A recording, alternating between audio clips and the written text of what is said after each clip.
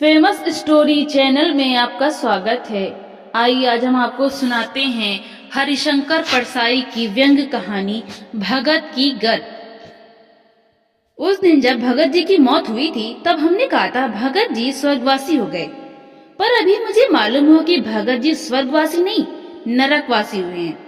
मैं कहूँ तो किसी को इस पर भरोसा नहीं होगा, पर यह सही है कि उन्हें नरक में डाल दिया गया है और उन पर ऐसे जघन्य पापों के आरोप लगाए गए हैं कि निकट भविष्य में उनके नरक से छूटने की कोई आशा नहीं है। अब हम उनकी आत्मा की शांति की प्रार्थना करें तो भी कुछ नहीं होगा। बड़ी से बड़ी शोक सभा भी उन्हें नरक से नहीं निकाल सकती।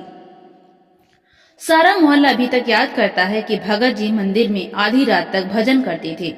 हर 2-3 दिनों में वे किसी समर्थ श्रद्धालु से मंदिर में लाउड स्पीकर लगवा देते और उस पर अपनी मंडली समेत भजन करते। पर्व पर तो 24 घंटे लाउड स्पीकर पर अखंड कीर्तन होता।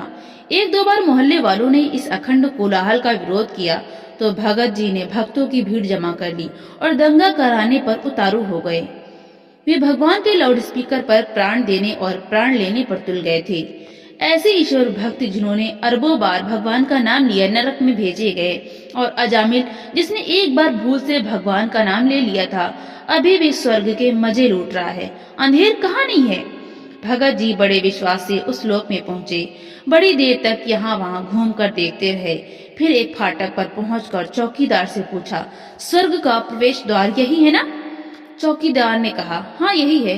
वे आगे बढ़ने लगे तो चौकीदार ने रोका, प्रवेश पत्र यानी टिकट दिखाइए पहले।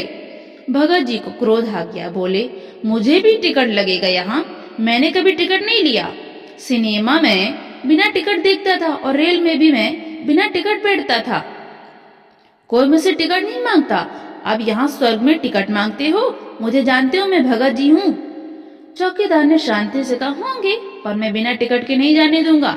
आप पहले उस दफ्तर में जाइए, वहां आपके पाप पुण्य का हिसाब होगा और तब आपको टिकट मिलेगा। भगत जी उसे ठेलकर आगे बढ़ने लगे।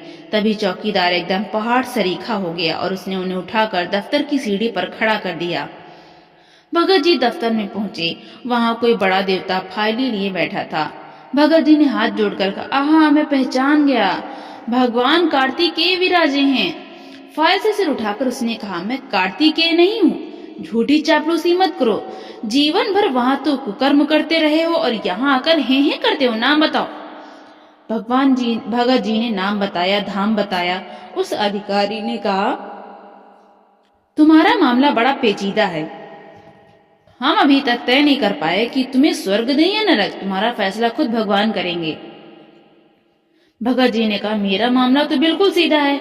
मैं 16 आने धार्मिक आदमी हूँ। नियम से रोज भगवान का भजन करता रहा हूँ। कभी झूठ नहीं बोला और कभी चोरी नहीं की। मंदिर में इतनी स्त्रियां आती थीं, पर मैं सबको माता समझता था।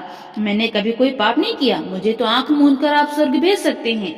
अधिकारी ने कहा, भगत जी, आपका मामला उतना सीधा नहीं जितना आप समझ रहे हैं। परमात्मा खुद उसमें दिलचस्पी ले रहे हैं। आपको मैं उनके सामने हाजिर किए देता हूँ। एक चपरासी भगत जी को भगवान के दरबार में ले चला। भगत जी ने रास्ते में ही स्तुति शुरू कर दी। जब वे भगवान के सामने पहुंचे तो बड़े जोर जोर से भजन गाने लगे। हम भगतन के भगत हमारे, सुन अर्जुन प्रतिज्ञा मेरी, यह व्रत टरे न टारे। भजन पूरा करके गदगद वाणी में बोले, आहा, जन्म जन्मांतर की मनोकामना आज पूरी हुई है प्रभु। अपूर्व है रूप आपका। जितनी फोटो आपके संसार में चल रही हैं उनमें से किसी से नहीं मिलता। भगवान स्तुति से बोर हो रहे थे। रुखाई से बोले, अच्छा ठीक है, आप क्या चाहते हो सो बोलो। भगत जी ने निवेदन किया, भगवान आपसे क्या छिपा है? आप तो सबकी मनोकामना जानते हैं। कहा है, राम झरोका बैठ के सबका मुजरा लिए, जाके जैसी चाकरी ताको तैसा दे। प्रभु, मुझे स्वर्ग में कोई अच्छी सी जगह दिला दीजिए। प्रभु ने कहा, तुमने ऐसा क्या किया है जो तुम्हें स्वर्ग मिले? भगत जी को इस प्रश्न से चोट लगी। जिसके लिए इतना किया वही पूछता है कि तुमने ऐसा क्या किया। भगवान पर क्रोध करने से क्या फायदा। यह सोचकर भगत जी गुस्सा पी गए। दीन भाव से बोले, मैं रोज आपका भजन करता रहा। भगवान ने पूछा, लेकिन लाउड स्पीकर क्यों लगाते थे? भगत जी सहज भाव से बोले, उधर सभी लाउड स्पीकर लगाते हैं। सिनेमा वाले, मिठाई वाले, काजल बेचने वाले सभी उसका उपयोग करते, तो मैंने भी कर लिया। भगवान ने कहा, वे तो अपनी चीज का विज्ञापन करते हैं। तुम क्या मेरा विज्ञापन करते थे? मैं क्या कोई बिकाऊ माल हूँ? भगत जी सन्न रह गए। सोचा, भगवान होकर कैसी बातें करते हैं। भगवान ने पूछा, मुझे तुम अंतर्यामी मानते हो ना? भगत जी बोले, जी हाँ। भगवान ने कहा, फिर अंतर्यामी को सुनाने के लिए लाउड स्पीकर क्यों लगाते थे? क्या मैं बहरा हूँ? यहाँ सब देवता मेरी हंसी उड़ाते हैं। मेरी पत्नी मजाक करती है कि यह भगत में बहरा समझता है। भगत जी जवाब नहीं दे सके। भगवान को और गुस्सा आया। वे कहने लगे, तुमने कई साल तक सारे मोहल्ले के लोगों को तंग किया। तुम्हारे कोलाहल के मारे वे ना काम कर सकते थे, ना चैन से बैठ सकते थे और ना सो सकते थे। उनमें से आधे तो मुझसे घृणा करने लगे हैं। सोचते हैं अगर भगवान न होता तो यह भगत इतना हल्ला न मचाता। तुमने मुझे कितना बदनाम किया है। भगत ने साहस बटोर कर कहा, भगवान, आपका नाम लोगों के कानों में जाता था, यह तो उनके लिए अच्छा ही था। उन्हें अनायास पुण्य मिल जाता था। भगवान को भगत की मूर्खता पर तरस आया। बोले, पता नहीं यह परंपरा कैसे चली कि भक्त का मूर्ख होना जरूरी है। और किसने तुमसे कहा कि मैं चापलूसी पसंद करता हूँ? तुम क्या यह समझते हो कि तुम मेरी स्तुति करोगे तो मैं किसी बेवकूफ अफसर की तरह खुश हो जाऊंगा? मैं इतना बेवकूफ नहीं हूँ भगत जी कि तुम जैसे मूर्ख मुझे चला ले। मैं चापलूसी से खुश नहीं होता, कर्म देखता हूँ। भगत जी ने कहा, भगवान, मैंने कभी कोई कुकर्म नहीं किया। भगवान हंसे, कहने लगे, भगत, तुमने आदमियों की हत्या की है। उधर की अदालत से बच गए पर यहाँ नहीं बच सकते। भगत जी का धीरज अब छूट गया। वे अपने भगवान की नियत के बारे में शंकालु हो उठे। सोचने लगे, यह भगवान होकर झूठ बोलता है। जरा तैश में कहा, आपको झूठ बोलना शोभा नहीं देता। मैंने किसी आदमी की जान नहीं ली। अभी तक मैं सहता गया, पर इस झूठे आरोप को मैं सहन नहीं कर सकता। आप सिद्ध करिए कि मैंने हत्या की।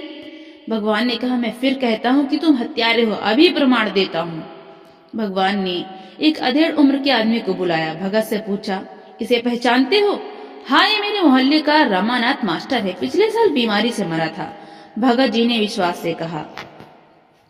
भगवान बोले, बीमारी से नहीं, तुम्हारे भजन से मरा है, तुम्हारे लाउड स्पीकर से मरा है। रमानाथ, तुम्हारी मृत्यु क्यों हुई?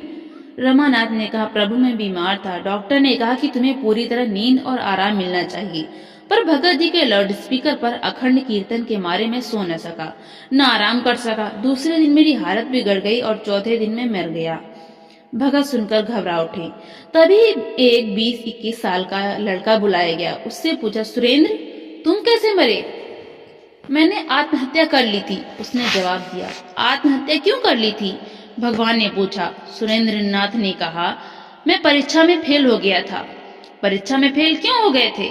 भगत जी के लाउड स्पीकर के कारण मैं पढ़ नहीं सका। मेरा घर मंदिर के पास ही है ना। भगत जी को याद आया कि इस लड़के ने उनसे प्रार्थना की थी कि कम से कम परीक्षा के दिनों में लाउड स्पीकर मत लगाइए। भगवान ने कठोरता से कहा, तुम्हारे पापों को देखते हुए मैं तुम्हें नरक में डाल देने का आदेश देता हूँ।